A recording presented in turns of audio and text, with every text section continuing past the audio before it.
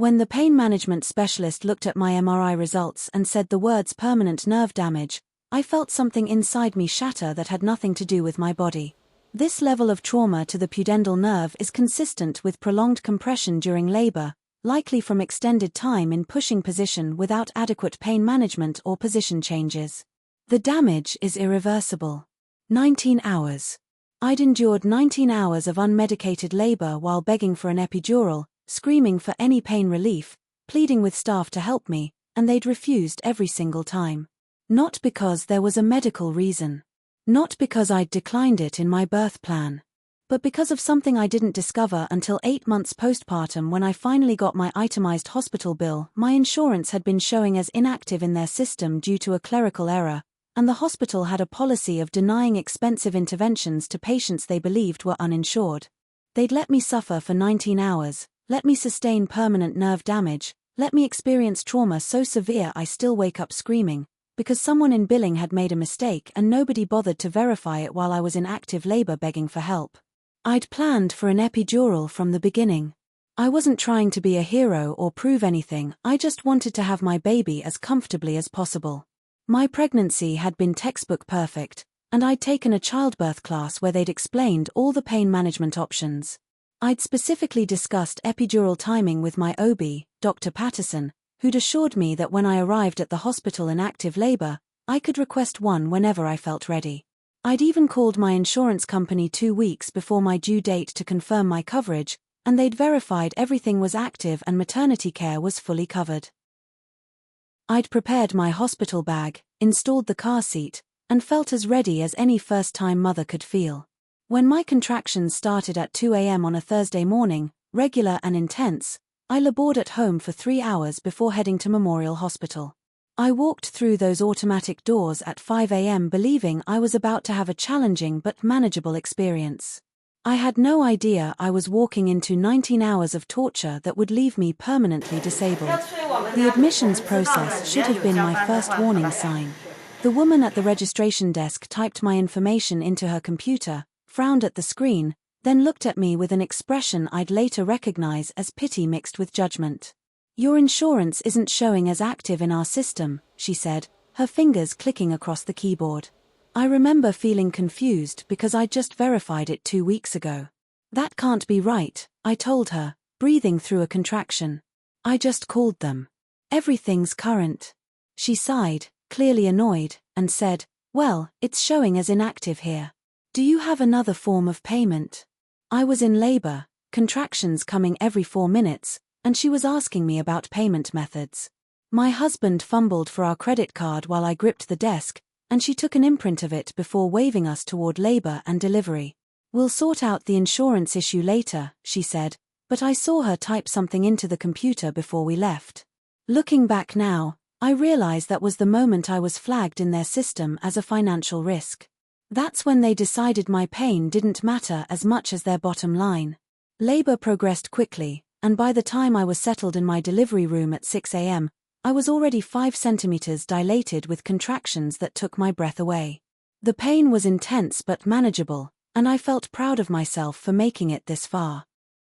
But I knew it was going to get worse, and I wanted the epidural before I reached the point where I couldn't hold still for the procedure. When the nurse came in to check my vitals, I asked her about getting the anesthesiologist. "I'd like to request my epidural now, please." She looked at my chart, then at me, and her expression shifted into something cold. "Let me check on that for you," she said, and left the room. She didn't come back for 45 minutes. When she finally returned, she said the anesthesiologist was busy with another patient and would come when available. "But I'm on the list, right?" I asked, feeling a flutter of anxiety. "You're on the list," she confirmed, but something in her tone felt off. I tried to focus on breathing through contractions while my husband timed them, trusting that help was coming. 2 hours passed. My contractions intensified until I was sobbing through each one, gripping the bed rails, unable to speak during the waves of agony. I was 7 centimeters dilated, and the pain had escalated to a level I'd never imagined possible. Every time the nurse came in, I begged for the epidural. "Please, when is the anesthesiologist coming? I really need it now." She'd check her watch, make a notation in my chart, and say, "He's still with another patient. Just breathe through it."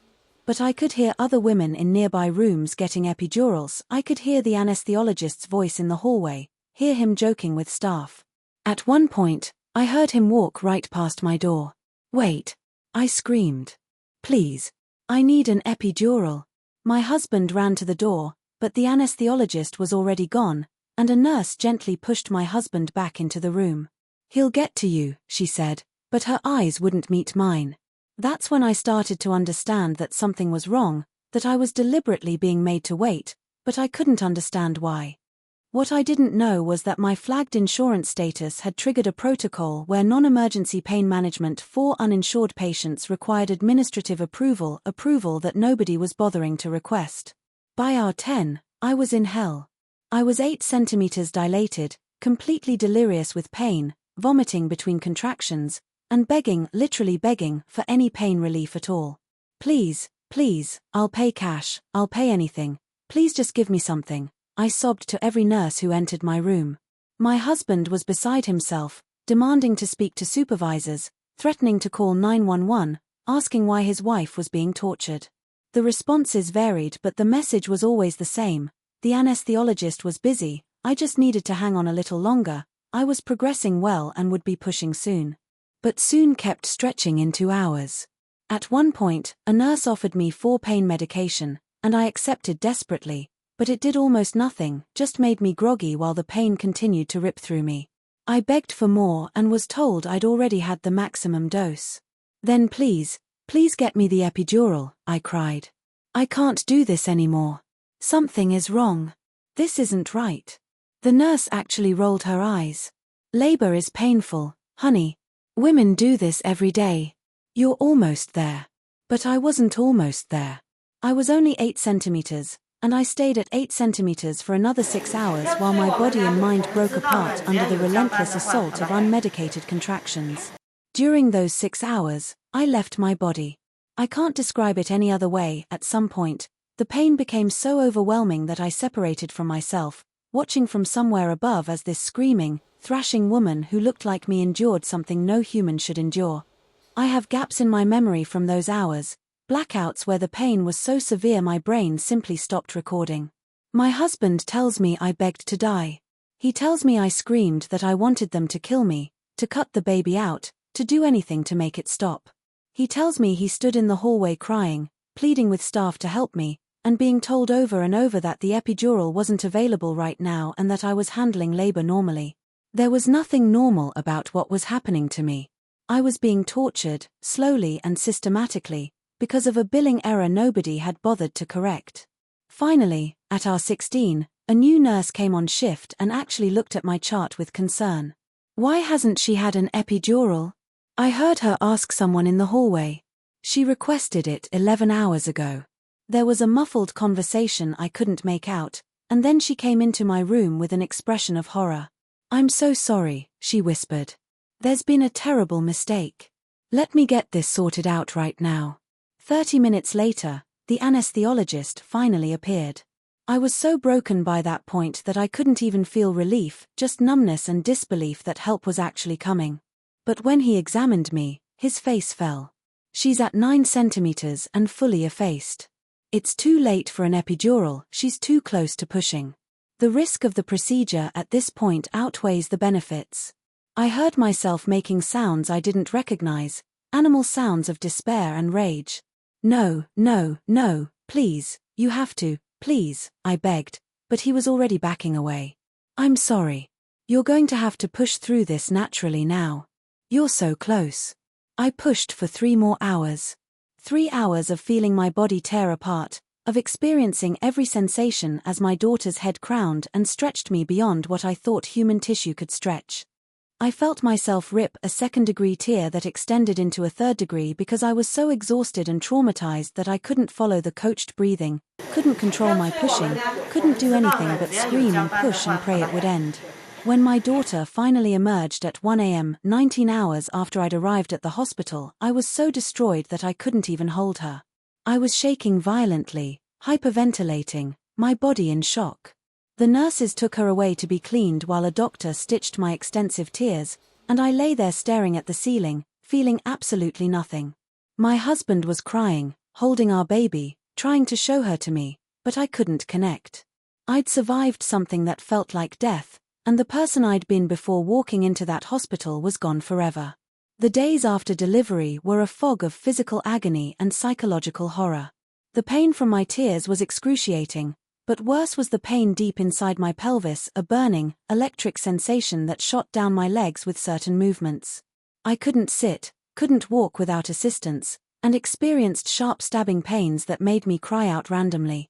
The postpartum nurses told me this was normal recovery from a difficult delivery. You had a long labor. Your body needs time to heal. But weeks passed and the pain didn't improve. I couldn't hold my daughter without my legs going numb. I couldn't sit to nurse her without crying. Simple activities like going to the bathroom became ordeals that left me sobbing. At my 6-week checkup, I told Dr. Patterson about the ongoing pain, about the numbness and electric shocks. She examined me and frowned. You have some nerve irritation, probably from the prolonged pushing. It should resolve with time. But it didn't resolve. It got worse. At 3 months postpartum, I couldn't walk more than a few minutes without severe pain. I'd developed a limp. I had areas of complete numbness in my perineum and inner thighs. Sexual function was impossible, not just painful, but literally impossible because I'd lost sensation and muscle control.